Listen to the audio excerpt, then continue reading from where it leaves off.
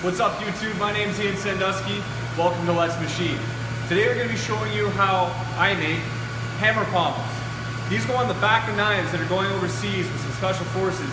These knives are made by my friend Angelo. He owns A Fisher Knives. I'll put a link in the bio down here. These are some of the coolest projects I've ever worked on working with him. He makes some absolutely incredible knives. He makes them all using CNC, hand finishing, and hand fit. If you get a chance, check out his website. He's got some really cool stuff for sale there. Some of my stuff is on there with his, so take a look. Today we're going to be using the Haas Automation VF4, and that's it. Here's our finished 100% in the VF4. This is a very old machine. We've had this one since 1996. Not my first choice of machine for what we're doing, but when it comes to jobs like this, you got to use what you got. All my other machines are full of stuff right now, so here we go. Let's take a look. So this is a 1% knife. This is from A Fisher Knives, Angelo, a good friend of mine. He makes these. These are going overseas. They're not available to the general public. They're only available to active serving military at the moment. As you can see, it's got a big chisel type blade on it. Really good for prying, really good for hacking. I've seen one of these things hack through a log almost like a hatchet. What we're making is the hammer pommel. So these are some old ones I did previously. They are 304 stainless as well, but they were wire cut. So you can see it's nice and smooth. The back end there is completely smooth as well. Today we're going to make some with some knurling on the back, almost like something you'd see from a turn knurled finish from a lathe. But we're going to do it in a mill. And I've never done this before, so this is going to be really interesting. So this is our first operation. 1/2 inch material. These are the edges of it here. This is the center. I use this for every operation, so that's why it looks a little bit like this. First off, we're going to wipe the whole top off, almost the size, using a 1/2 inch end mill. Next up, we're going to chamfer the sides. Put a nice big chamfer on the sides there, 45. Lastly, to get that knurling in there, this is what I did. Basically did a 50 thou step over in both directions at a 45-degree angle. From there, I was doing 10 thou passes, so 10 thou deep, with a 1/4 inch chamfer mill, just using the tip. I had some old ones that the sides have already been kind of blown off and worn down, so I didn't really care about destroying it. 304 is pretty tough on carbide, but yeah, so that's what we did. And if I turn on the toolpath here, you can see everything right there. So what we're going to do here is we're going to start by cutting the material into 6-inch lengths. I did it this way so we can hold the entire thing inside the vise, and that way we take out any kind of chatter or anything that's going to take away from our accuracy. So here we go, just cutting 304. We started with 3/4 material by 1/2 inch. And this is the first operation, so as you can see, this is milling the material down to size with a 1/2 inch cutter. Again, we're running Blazo cut in here as coolant. And there we go, this is engraving all those 45-degree cuts. Took about 10 minutes for this operation. That went pretty quick. Probably could have got it a little faster, but was quite alright for what we were doing. And there we are. So here you can see this is what it looks like when it comes out. Got those nice little diamonds on there, almost like a knurled finish. I almost like it more than a knurled finish. The only thing it does lack compared to a knurled finish, since knurled is formed and this is cut, is it doesn't have the low aspects of knurling. Just kind of has the high points. But it looks really cool, so I'm pretty happy with it. Machine the channel in. First off, again, wiping the entire top with a 1/2 inch cutter, just to take it right to size. Secondly, we went through the center with a 3/16 end mill. We had to get that right on 188 thou. So what I did is I followed this line here with a 1 thou finish pass. So essentially it follows this line and then it just takes out 1 thou off that side. This is offset this way 1/2 thou. So when it's all said and done, everything was nice and central. So here, if I turn this on here, you can see that. And then just some chamfers down the sides there just to make everything nice and pretty. So here we have them. These are how the bars are coming straight out of the machine. You can see it's been faced on that side, put that knurling in, a couple nice chamfers. Now it's going in and it's getting that channel cut out. When they're done, they look like this. Nice chamfers on top, it's taking the size this way, and that channel is bang on where I want it to be, both in depth and in width. So now it's just a matter of keeping everything in check as we move on to this stage. Now when they're done, you can see, once I get these back in there, they're coming out really, really nice. You know, I'm just really lightly finishing with a file because Angelo's going to want to most likely polish them up or maybe sandblast them. I'm not too sure what he's going to do. They're coming out really, really nice. You can see that nice angle on there, a little step, that's where the blade's going to go. And those holes are coming out just about perfect. So the machine behind me is running. We're only feeding it 6 inches a minute because we're using that tiny 3/16 cutter. It's a 4-flute carbide, so it holds up pretty well. But I gotta really, really keep the inside of that profile really tight.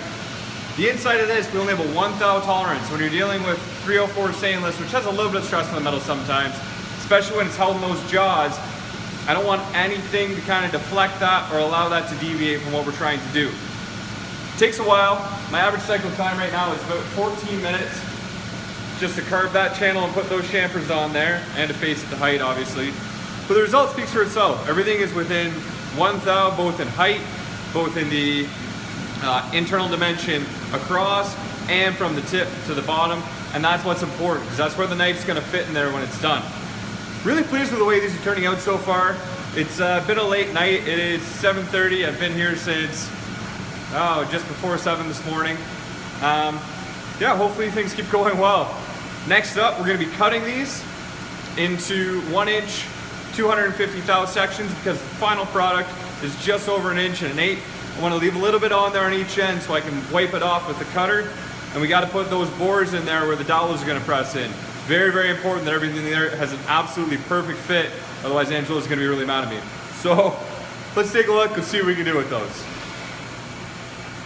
So this is the final shape we were going for. The channel is kind of beneath this. These holes go through the channel, if that makes sense. This is the back end where the knurling is. So to finish this off, I'm just hitting it with a 1/2 inch cutter just to get that nice shape there. The blade actually fits in right here, and that's kind of the end of it. And that's what that little step there is for. And then to get these holes right on where I wanted them. Originally I tried to do them with the dowel reamer. That didn't work so well. I'll talk about that in a couple minutes. So I ended up finishing them with a helical bore. Really took my time with this. Drilled the holes first, left about 15 thou on them just to shave off. You know, the drill shouldn't be spinning out of true 15 thou. That'd be a little ridiculous. So hopefully that works out, and it ended up working. But yeah, you can see how tight that's going. I finished it off with a 1/8 doing that helical.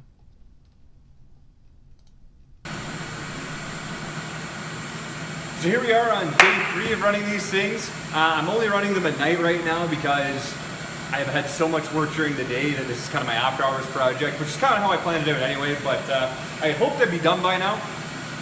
What happened was, I ran a whole bunch of the bars, which you guys saw like this, with this channel that's going to fit over the blade. I only ran about half my stock because before I did too much and potentially did something stupid, I wanted to make sure that my final operation was going to work when I actually milled the profile of the pommel. Well, the profile works well. The problem was these things have 2 little holes in them. And those 2 holes have to be bang on, bang on, bang on, bang on, 249.5 thou. That's because a dowel is going to go in here to press fit in there to hold it to the knife blade. Well, I used a dowel reamer, and the dowel reamer theoretically should turn right on 249.5 thou if you're using a 249.5 thou reamer. I thought I was using a 249.5 thou reamer. Turns out it was a straight dowel reamer. So I ended up making 3 parts that were absolutely no good. Real nice drag fit 250, so if I was going for 250, that would have been perfect. But I wasn't. So I had to kind of go back and rethink that. So now I'm using that. I'm using a 1/8 cutter to helical mill the last 15 thou out after I drill those holes out. It's coming out right where I want it. I had to play with the wear-offs a little bit to get it there. It's kind of the way it goes. So I ended up making, you know, a good 15 parts here that were all good, but then I ran out of material that had the channel cut in it. So now I had to go back to my first operation and finish these up. Trying to be really honest this time with, you know, when you do projects, it's never going to go the way you think. When you're making one part, sometimes it's a little easier than doing a run because you don't have to be worried about screwing up everything. You just need to be worried about screwing up that one part. Good news is now it's running well. The bad news is it's going to be another late night tonight, but hopefully by the end of tonight I'll be able to show you guys a whole whack load of finished parts. All right? So here's that final operation. You can see we spot drilled and drilled those holes through. And here's that 1/8 heel going through. I was really conservative with this. 1/8, I didn't have any cutters that had a real good 1/2 inch cut on them. Most of them have been beat up a bit, so I was really trying to be conservative with what I was doing here to not destroy all my cutters. And here we are finishing off the ends with a 1/2 inch cutter. When they come out of the machine, this is how they look. So here we are, guys. These are the finished products. As you can see them here, they came out really, really nice. That knurling on the back is going to be perfect for driving nails. The other good thing these are going to be good for is if you have to hit them in the back with a hammer, they're going to be able to stand up to that and kind of give it a little something to grip onto so it doesn't glance off quite so badly. Really happy with the way these turned out. I think all the angles on them make them look really, really cool. Obviously the outside surface right now still has that original kind of mill finish or whatever process they use to give us our stock. That's obviously going to be changing. I don't know if it's going to be polished or whether these things are going to be hit with black oxide or what Angelo's going to do. But for now, my involvement with them is done. So there you have it. We're all done, thankfully. I got them all done tonight without staying here too late. I just wanted to show you guys how a little pet project of this can go. Sometimes it goes really well and everything's easy. Sometimes it takes a lot of work. This was a new thing I've done. I've never done knurling in a mill before like that, so I'm really happy with the way it turned out. Hopefully I'll be able to show you guys in the coming weeks some of these blades when they're finished up. They're going to look really, really cool. Really excited that they're going overseas with Special Forces. Really cool to see some of your work out there in the field that way. And yeah, so if you have any questions, feel free. My email is on my channel. You can get me on here, leave it a question if you have any questions. If you need any help, let me know. Thanks for watching, guys. Make sure, if you want to see more videos, hit the like and subscribe buttons below so I know that people are actually watching these. Thank you very much, guys. Take care.